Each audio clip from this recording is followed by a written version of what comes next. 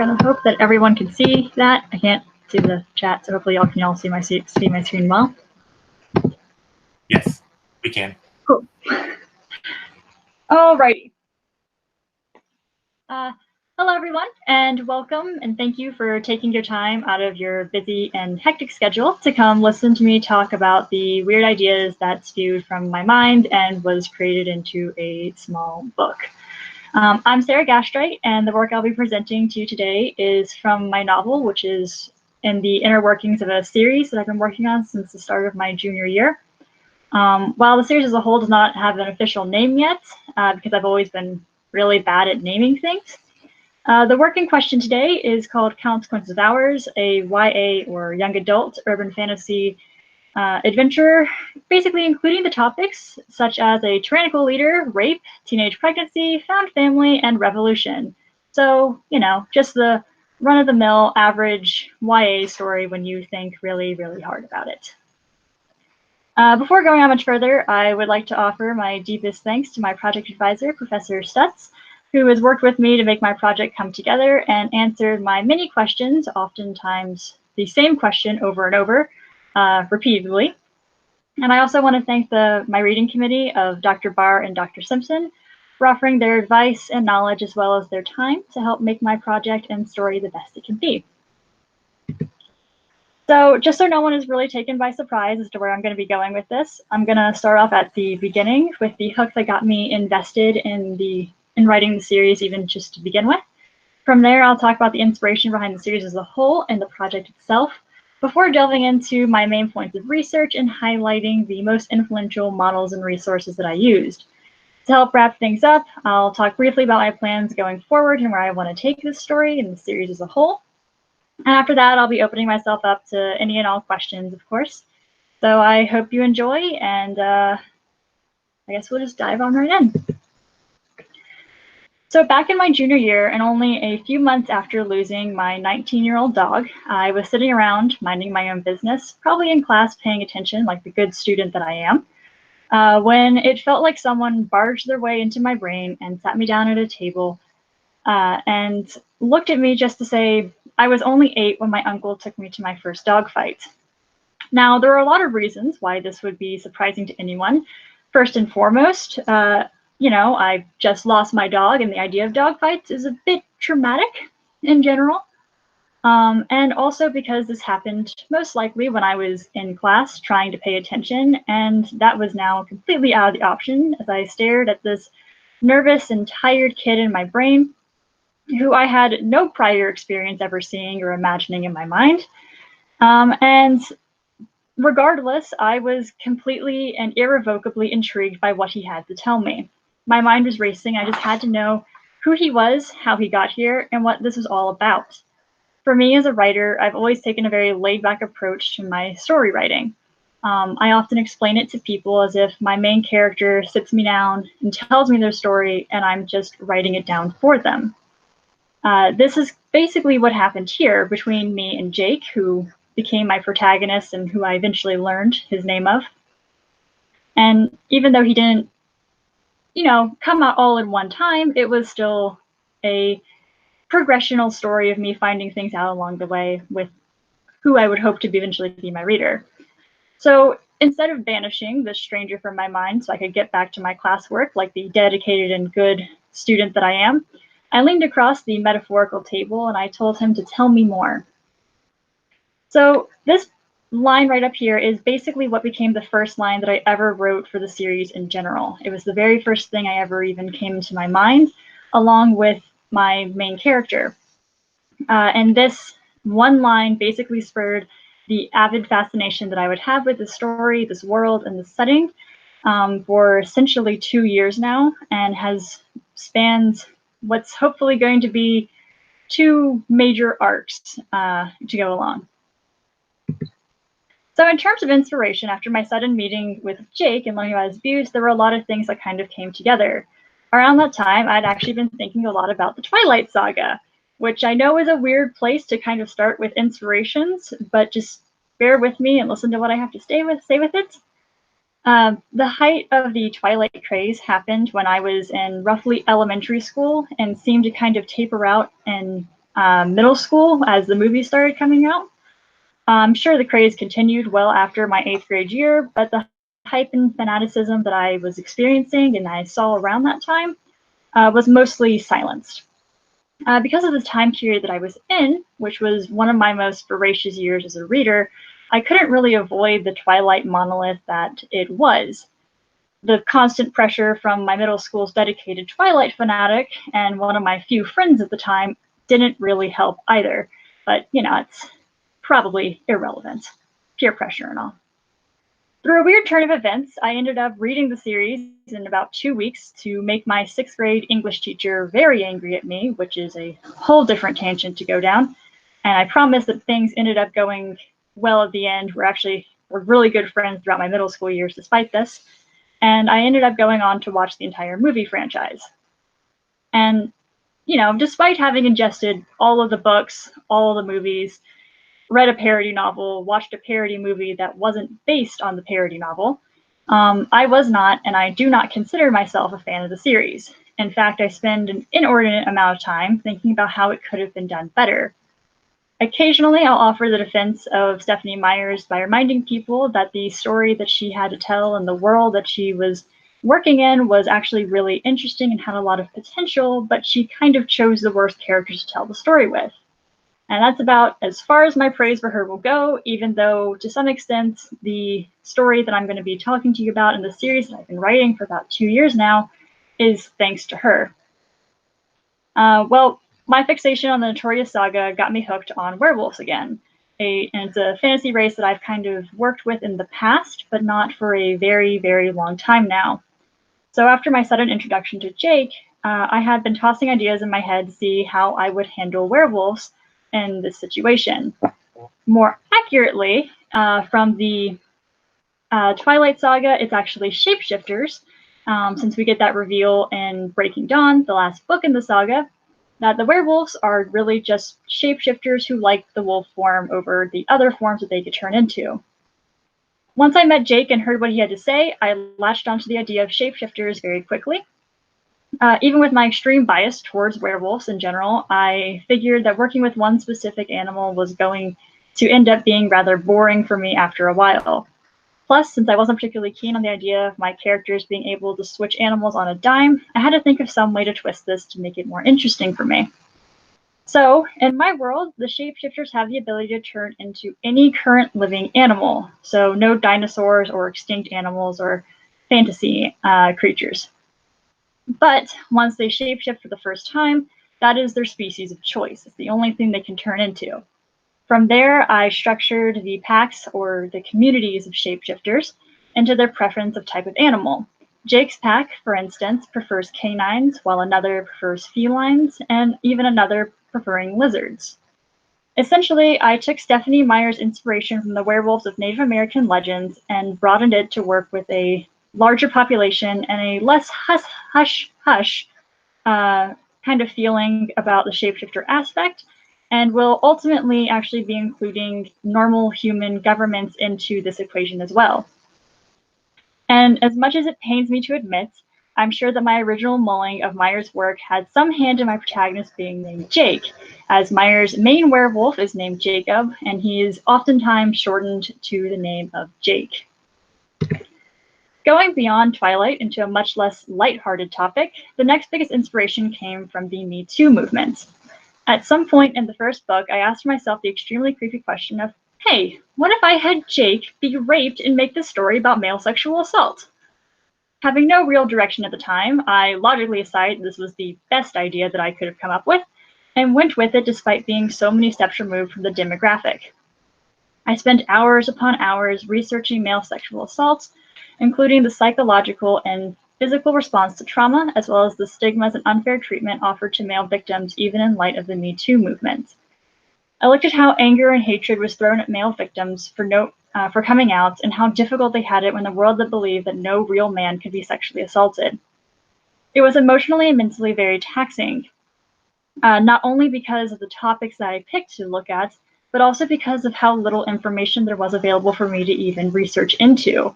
But the more I fell into this pit of despair and disgusting statistics, the more resolved I became that I had to do something about it. This is not my story to tell, not in the least, but if I can give a hand to the men who feel as though they can never move on or never be able to find a way through this, then I think I did my job to at least some extent. I took my research very seriously, and I was extremely careful when writing everything to make sure I was giving the best representation that I could. My story invariably became a story about survivors of rape, stigma, and systemic abuse. And I was not willing to shy away from these topics just because of the minefield it invariably is in this current culture. So between these two inspirations, I created a story that dealt with systemic abuse and race with a fantastical flair, draped in a YA fashion of teenagers starting a revolution to take down a tyrannical ruler. All of this work that happened prior to the story of Consequence of Ours was essentially dealing with the trauma and taking down the people who inflicted it. Through this arc, I finished what equated to roughly 4 novels, and then I took a step back to gaze at my work, ready to determine its worth as a story. And then I had to go about ruining this lovely story that I'd already created with what is, in my opinion, the third and biggest point of inspiration for me, and that brings us to the story at hand. I asked while facing the monolith amount of work I spewed into my writing program that ends on a hopeful, optimistic outlook on life. Okay, but what happens next? This is the big what if question that starts every writer's journey, and it is how I decided to write about the consequences of my YA protagonists who, after all the trauma and hardships they faced to do something good, have to face the fallout of their actions and decisions. In essence, I wanted to take the traditional YA tropes that I worked with and then go on to their logical conclusions and how they would interact in the real world. So I did. I asked what happens when you take down a tyrannical leader when the majority of the population didn't even know about it or want this revolution? What happens when an entire system has its corruptions and flaws exposed to the public who had previously been willing to die for this society that they have? How are my characters going to be able to deal with going home? What about their traumas and experiences they had during their respective journeys? Are these two now 19-year-old protagonists really going to be able to return to a home life that had, for about 2 years now, worked not only to silence them, but to abuse and mistreat their loved ones for their own gain? And perhaps the most important question that I had was what happens now? And as lovely as all those questions sound, I didn't have much to go on when I first asked them, which brings me to my research. I had to go back to the drawing board for this one, and I had to start my research essentially from scratch in order to find new conflicts to emulate, new psychological studies to read, and new subjects to consider when dealing with a post-revolution society. In order to ground myself, I first went to history. My first arc was heavily influenced by my, albeit simplified, understanding of the Cold War. 2 large, powerful groups unable to actually fight each other due to their understanding of assured destruction if one group acted first, and what would happen if the cards that were played in a way to make sure that the war turned hot. Now, my story didn't deal with nuclear weaponry, because that's far out of my realm of ability to write about right now. But it was used as a way to emulate the conflict, the building escalation, and the backhanded ways that were used to start a war that would actually rally people behind it to fight. Now that the previous arc had ended, I needed something different. And since I didn't really see this kind of topic touched on in YA books that I read, I was at a loss from my more literary perspective. I'm also not really a historian, so I didn't have much to go on from my knowledge of real-life revolutions and their fallouts either. However, I am nothing if not determined, and I needed a framework to work with in order to emulate the real world to give me some degree of guidance from it. Following that, my next step was to look into psychology, as I needed to know how PTSD, anxiety, depression, agoraphobia, and a bunch of other mental disorders that I have given my characters throughout their time would react after everything that had happened and everything that was going to happen in their new settings. All the new stressors, all the kind of stress they're going to be put under in general, and how these things were able to interact with one another. While I had a vague idea, and I even took a class in abnormal psychology while writing the first arc, I still needed a refresher and more information on these conditions. How did this hodgepodge of mental disorders play off one another? Could one lead to another? What should I even consider about the mental break and hallucination that Jake has, and so much more that I had to ask myself for this. And finally, I looked for a stylistic approach in order to make my prose more interesting, as well as how to implement a modern approach to storytelling beyond just plain normal prose. Beyond that, I wanted to find something that could explain to me what male rape survivors had to go through years after their attack, and especially how other people are going to react to this news.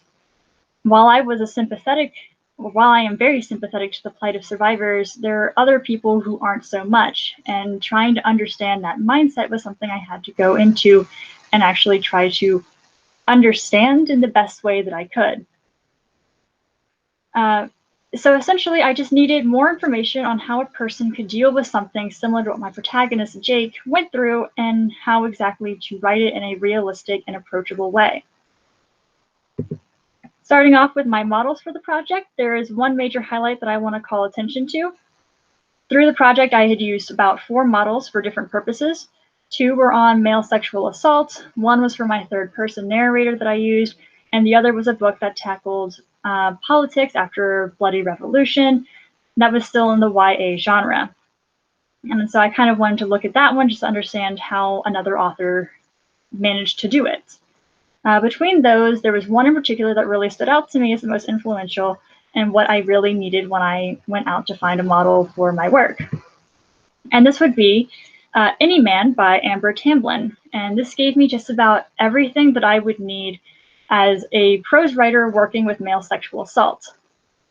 With several different points of view characters, all of which were victims of the same female serial rapist, who have all been handling their traumas in different ways, while also highlighting the different kinds of victim mindsets that they have. Tamblyn manages to create a compelling story on a very complicated matter and make it look effortless. I fell in love with the blunt, in-your-face, no punches held prose style that she was going with. And not even to mention the amount of ways she handled her prose. She included things like DMs, emails, tweets, letters, diary entries, poetry, and so many more different kinds of styles to tell the story in various different ways, and none of it ever felt as though it was sacrificing the flow of the narrative or even really the understanding for the reader to be able to follow what's going on. It all felt very familiar and looked very realistic to what you might see in a chat box on a dating website, or some emails you send between people, or even just a diary entry of someone who's very, very drunk and should not be writing at that moment. After reading her work, I even tried my hand on this on my own and included a chapter which was only made of text messages between a variety of characters. Throughout the book, the reader is also introduced to several characters who represent the different kinds of stereotypical mindsets that we put to victims. We have the justice seeker, the angry one that's calling for an outrage, the one who wants to disappear and just forget it all happened, the one who denies that anything even happened, and even the victim who kills themselves when the pressure and the hatred that is thrown onto them becomes too much. The amazing part is that none of these characters ever became just one stereotype, and the fact is that this isn't even all the characters who got mentioned in the book. Tamblyn also never held back on explaining the mental and physical toll that this took on the men in her story. One character battles with alcoholism, another struggles to put trust in women again. One turns to crime to deal with the shame and anger that they hold towards the rapist, and another suffers through an eating disorder. She basically shows throughout this that there's no one type of victim and there's no one way to really tell a story. And we even get an entire character story told through tweets of other people talking about the situation, and we never really even meet the character themselves. It was just a beautiful display of both diversity and characterization in prose that I just completely ate up and gushed about for much longer than I should have to anyone who was unfortunate enough to ask me what I had been reading. So essentially, Tamblyn worked to become everything that I needed her to be when I was looking for a model. She has a way of incorporating modern technology and even old-fashioned technology in order to create a narrative that makes sense and flows and seems very realistic for what someone in the 21st century would be going through if they're trying to reach out and find people. Beyond that, she supplied more than enough information on male sexual assault victims in the short term and the long term, because I believe her story takes place, or her work takes place over about 10 years' time. And it was just greatly appreciated when I finally got my hands on it and was able to read through it. So her work by far was extremely vital in my writing of Consequences of Ours. Moving on to my resources, I want to highlight just about 4 that are the most influential for me within the specific topics of the historical and psychological part that I really delved into. First and foremost, I hate to break in on you, but you just have about 2 minutes left. Oh, wow. I don't know how that happens. Okay. I can go through it quickly then. So basically, this gem of a book of Shapeshifters by John B. Kachuba is basically giving the outline of shapeshifters throughout history, from the Greek gods to the modern day, branching from anywhere between obscure folklore and even just the more modern tellings of werewolves and vampires and the Greek gods that we know about who love to transform into things. A lot of what this work was able to give me was going to be adding more subtleties and details that I'll be adding in a lot later for world building and other characterizations and interactions between people. For the nonfiction part of the history that I looked into, I mostly used these 2 books up here, courtesy of Dr. Vicky, who listened to me ramble far too long about a story that he had no basis for. And these mostly gave me a very nice grounding on how a modern civilization was able to deal with a somewhat similar kind of revolution. For psychology, I was very big into using the DSM-5, or the Diagnostic and Statistical Manual of Mental Disorders, 5th edition, especially in the beginning parts of it, even though I used multiple other books that will be much more useful later on. This was able to keep me kind of on track for the symptom expressions, and everything like that, especially in the beginning of the novel, where I had to keep track of everybody's various disorders, anxiety, PTSD, depression, and someone recovering from agoraphobia. Basically, where I want to take this story from here on is actually step 1, completing the series that I'm working with. And from there, kind of trying to express how difficult it is to overcome trauma. Trauma is not something that gets defeated, and it's not something that is easy to take down when the big bad is taken down. It's something that is painful and hard to work through, and you have to keep going at it. And when you make a decision, even if it seems as though it's in the best decision for you and other people, that there's always going to be an unforeseen consequence that you may not have been able to understand. While I don't think that, everything in here is going to be so realistic and 100% how it would work in real life, it's still going to be a good depiction of what could be and how to be able to help people kind of get through that trauma and understand where they are at certain points in their life. So with that, thank you very much. Here's the bibliography that I used and the books that I brought up in this presentation. I thank you for listening, and I'll open up to questions, I suppose. Is it okay if I stop sharing? Yes. Okay.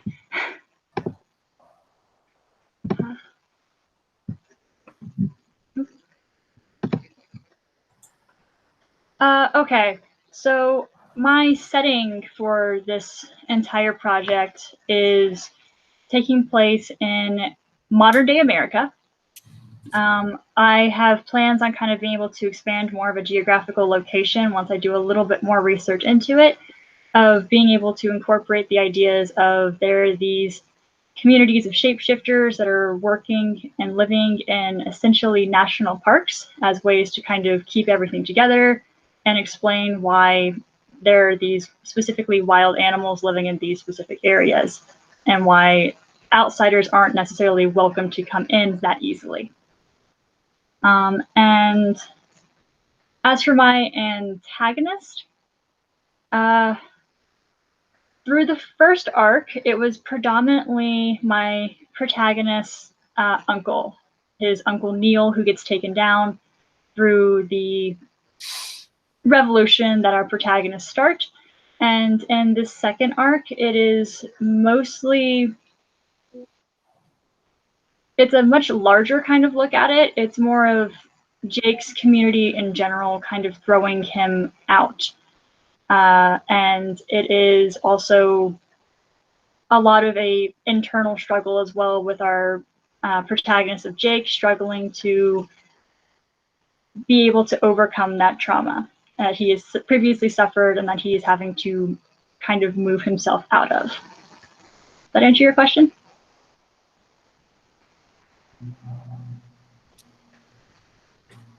And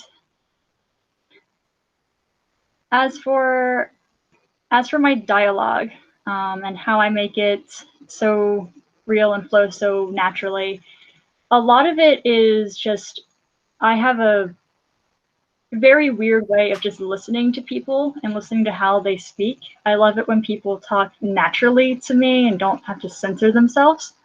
And I really kind of dug into that and wanting to know more about how to emulate that.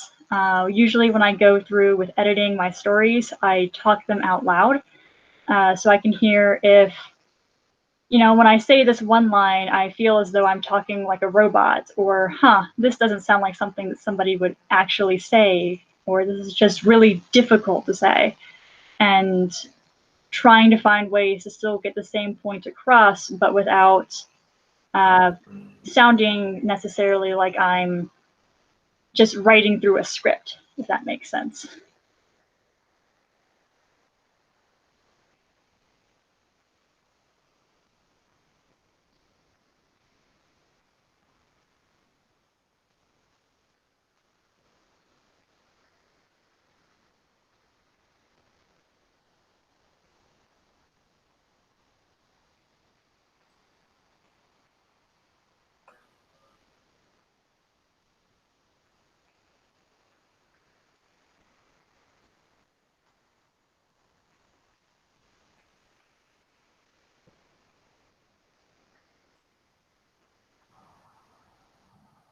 Sarah, did you see Dr. Simpson's question? Oh, sorry, no,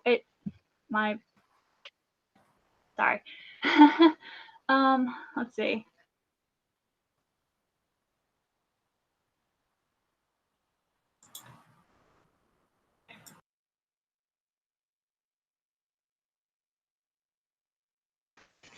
Okay.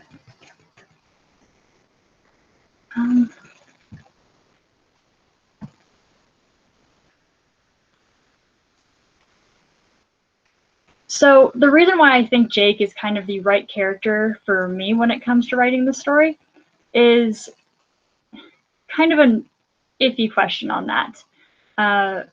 For me, the protagonist is the one who ultimately pushes the story forward. If I can remove the protagonist, obviously, that shouldn't be the protagonist if the story can still progress. I really wanted to work with the idea of kind of more of another standard trope of the main character taking a fall from their high status and crumbling down to the ground from there. Jake ends up being this character who is haughty, he's spoiled, he's a rich kid who just thinks that he has everything already set out for him. And then suddenly he gets wrapped up in a political sphere that he was never trained for and expected to just kind of roll over and take it. And I mean, personally, beyond even just that, I fell in love with his voice and how he spoke to people even when he was at his brattiest. He's a very vulnerable and motivated character who wants to move forward and try to do everything that they can to improve themselves and the lives of others. And in terms of what I want my readers to understand about adolescent sexuality, I guess a big part of it would come together in the idea of I mean, the big one I think to point out is consent is necessary. You don't just assume consent and then act on it. You make sure that it is clear and is understandable, and also to be able to understand that one of my characters, her name is Anna. She is Jake's girlfriend who I unfortunately will not be able to get to read any part of her stuff because I didn't select a part for her in the reading that I chose, is that she is actually a teenage mother. She has a set of twins that she more or less raised on her own, and that you can be free to experiment, but understand that if there are consequences that come from it, that there needs to be a decision that gets made as quickly as possible. In Anna's case, she lost the ability to choose when a lot of events happened. She essentially had the inability to speak and to give an opinion during certain parts of her discovering her pregnancy. And she lost that ability to make decisions, but did her best to do what she could from it. I mean, to be fair, adolescent sexuality is a crazy topic, and there's a lot that could go into it that unfortunately I don't think I go into as much as I would necessarily like to, but is still at least somewhat there of just choice, in my opinion. All right, Sarah, I think we need to move on to your reading from your project. I think we have about 10, maybe 15 minutes. Okay. Grab it over here.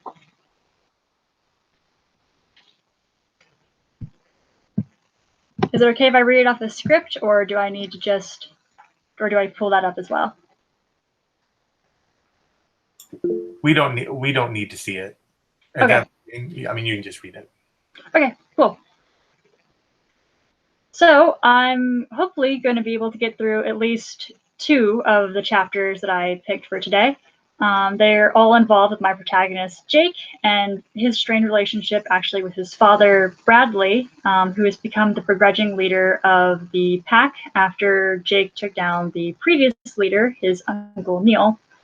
And if I'm able to get to it, I don't think I necessarily will, but it'll also touch a little bit on the tensions in his home life and the issues that it's starting with Jake's parents, with Jake's return and everything going on. The first chapter that I'll be reading is right after a meeting between Bradley and the leaders of other shapeshifter communities on how to proceed in light of the recent rebellion and the so-called rebels' new demands, wherein Jake basically froze up and was unable to help in the discussion, which frustrated his father to no end. Chapter 4, Man Up. As soon as the car door closes, I count down the seconds until Anna gets to her door. The driveway is reasonably long, but it feels like it goes by in a flash tonight. More than anything, I wish I was walking there with her instead of trapped in here with Dad. He locks the car door as Anna opens her front door and is already pulling away as she disappears inside. I let out a breath as quietly as I can. If he can't hear me breathing, maybe he'll just assume that I died and not say anything. Might be easier for him in the long run. I lean against the cool window and just force myself to breathe. I can feel the anger building from Dad with each passing breath. It'll break sooner or later. He doesn't want Mom to catch him yelling at me again. A heavy weight falls against me and I slouch a little farther. Pathetic. How can I get much more pathetic than this? Can't do anything without someone protecting me. God, no wonder Dad's pissed at me. Not like I've done anything to make him proud. Damn it. I rub my face and catch my reflection in the mirror and feel my heart rate pick up. Damn it. Inhale, exhale, inhale, exhale. I missed the time when breathing was easy. Inhale, exhale. Cut that out, Dad says. I pause and look at him in the window's reflection. That weird breathing thing you do. Dad flips on the turn signal and slows down. It's distracting. Looking down, I let out a half breath and I took in. Sorry. And can't you just man up for once? The car jerks a bit when he hits the gas too hard. Shit. For God's sake, Jake, you're a quivering mess in there, and this isn't helping. If you'd listened to me about not wanting to go, maybe it wouldn't be so hard on you. Sighing, I repositioned myself in my seat, keeping my eyes out the window. It's easier than looking at him. Less chance another panic attack. Less chance of him yelling at me. Did Neil teach you nothing when you were his second in line? Dad sighs and increases the speed of his car. Look, I get it. You went through a hard time. Hard time? I almost look over at him and almost want to correct him. I don't think he should be calling the 8 months of hell I went through just a hard time.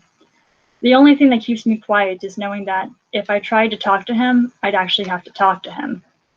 But for God's sake, you were good enough to rescue your brother and start a revolution with a bunch of criminals.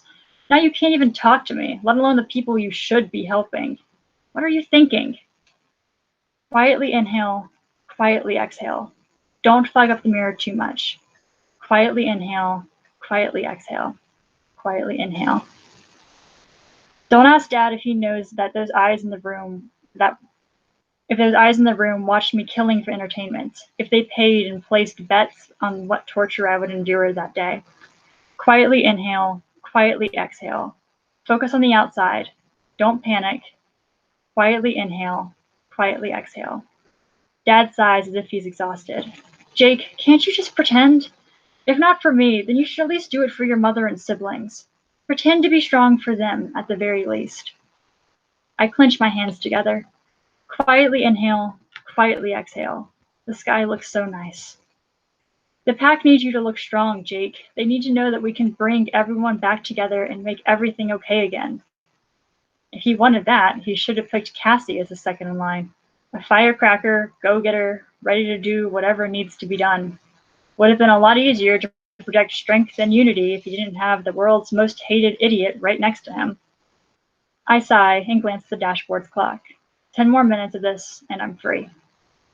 Can you try that for me? Because we're all tired and scared and don't know what the hell we're doing. Do you know how many nights I've been up with migraines just because I'm so stressed? More than you know, I'm sure. Quietly inhale, quietly exhale. Don't sigh, don't scoff. Don't ask him if he knows I'm only getting a few hours of sleep a night because he keeps dragging me to places I don't want to be. Quietly inhale, quietly exhale. What's that sigh for? That sharp tone is back. Shit, I wasn't quiet enough. Jake, answer me. Why are you shutting me out? Jesus Christ, I could help you if you just told me what was going on. You talked to your mother, and God knows she isn't talking to me right now for whatever reason. Just talk to me, Jake. Quietly inhale, quietly exhale. Quietly inhale, quietly exhale. Fine. If you're going to mope about all the time, at least keep it out of the public eye. And stop bothering your mother and siblings with all of this. Quietly inhale, quietly exhale, quietly inhale. And another thing. Of course there is. I close my eyes and try to rest. In another week, make sure you've applied to the colleges around here. I've pulled some strings so you should be able to get in for at least online classes, but you still need to apply. They're willing to work with you and accommodate the year and a half of school that you missed, thankfully. Great. Just what I needed. Quietly exhale, quietly inhale. So don't say I've never done anything for you, okay? I'm trying to help you, Jake. I know it's hard, but we have to go through this together. You'll need as much education as you can in these next few years. Right. Exhale. Don't hold back. Inhale. Exhale. Let it be annoying to him. Inhale. Dad sighs. I do love you, Jake. You're a good kid and my son. You always will be. I open my eyes and look back at the window. Dad's jaw is clenched tight, his hands gripping the steering wheel for dear life. I close my eyes again. Exhale, inhale, exhale. He doesn't need to lie like that. I haven't been his son in a long time. So the next chapter I'm going to read is a little bit farther ahead, and it's in third person, mostly from Jake's father's perspective, in order to kind of give a little bit more of an idea of Bradley's feelings and struggles from his shut-off son. These chapters take place a while after Jake has been harassed and attacked on his way home from visiting his girlfriend. By the end of the confrontation, the police had gotten involved, and Jake was taken away on the basis that he is a troublemaker, and he must have had something to do with the attack. Bradley had left his house in a huff to get it all sorted out, and we pick up with Bradley and Jake on the ride back home from the jail. Chapter 10, Lecture. Bradley rubs his face, not moving from the parking lot of the jail. Jake slowly gets in, his movements stiff, but he doesn't cringe or show any signs of pain. Besides a few scratches, Bradley can't see a single injury. Jake settles in, shoving his empty bag in the floorboard, and puts on his seatbelt, not looking anywhere except his hands in his lap. Well, Bradley asks, have anything to say for yourself? Jake shakes his head, and Bradley turns on the car. Do you even care about our public image? The fact that you need to be presenting yourself as something better than a spoiled brat? The breathing starts up again. Bradley clenches his hands on the steering wheel. Each measured, intentional inhale, pause, and then a slow exhale. You better be thankful I still have some respect and favors left in the pack. He presses down hard on the gas pedal and they jerk forward. From the corner of his eye, Bradley sees Jake jerk, his hands clenching in his seat. Otherwise, I'd have to have left you in there for a few days. Hell, I'd even have to let that stay on your record, Jake, and God knows you don't need another crime on your record at this point. A traffic light turns yellow, and Bradley floors through it. He shakes his head, tapping his fingers on the wheel, stretching them out as he goes. A headache starts to pound behind his temples, his eyes aching.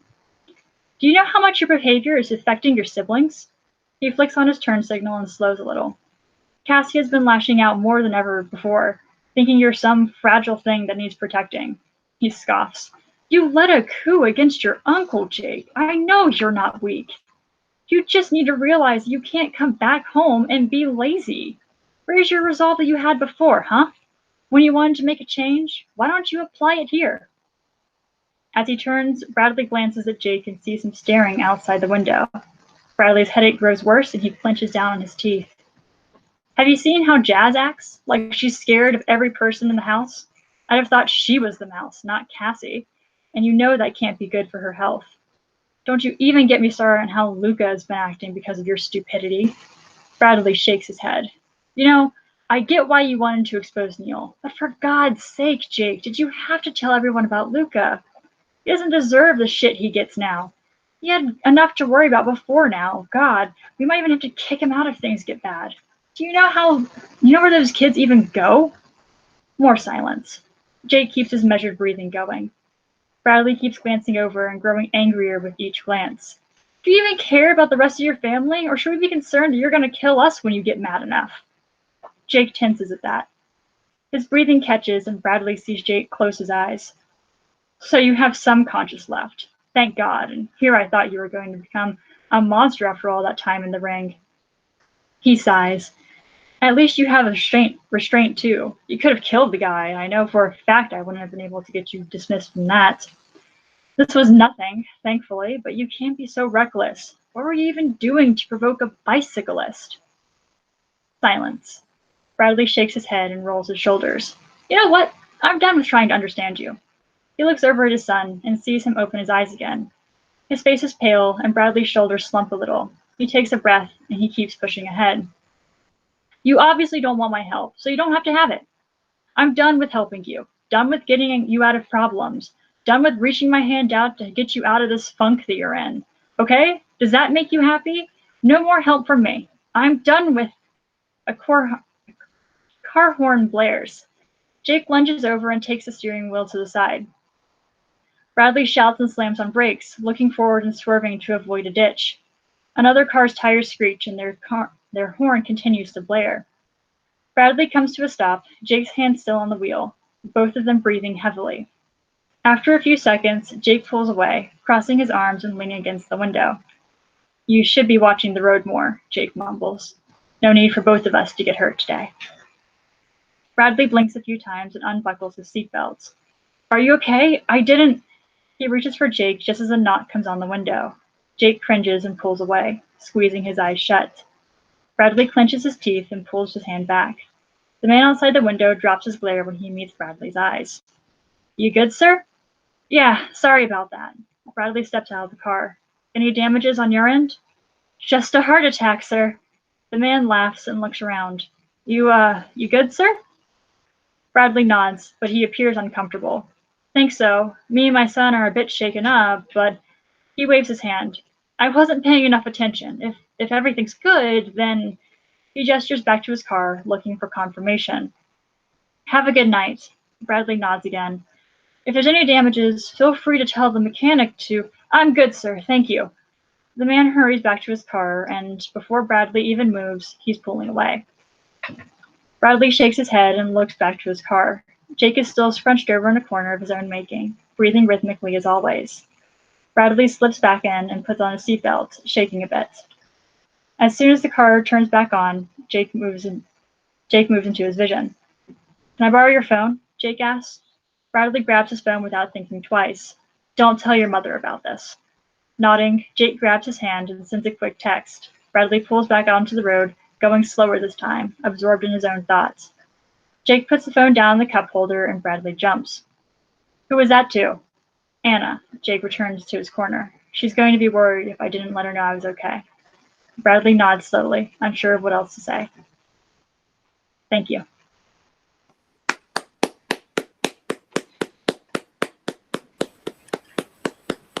All right. Bravo! Thank you very much, Sarah.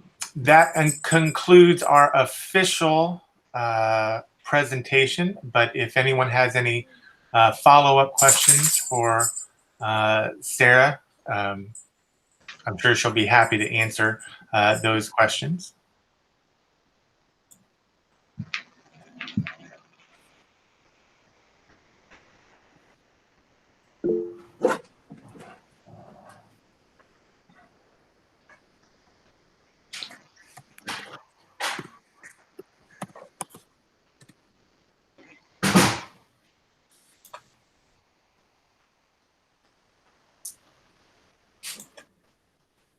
All right, well, I guess that's it. Thank you so much, Sarah. Thank you, everyone, for listening today. And I hope everyone has a great finals week coming up. Thank you, Robert. Thank you, Sarah. Thank everyone who came. Enjoyed it very much. See y'all soon. All right, thank you all. Bye, everybody.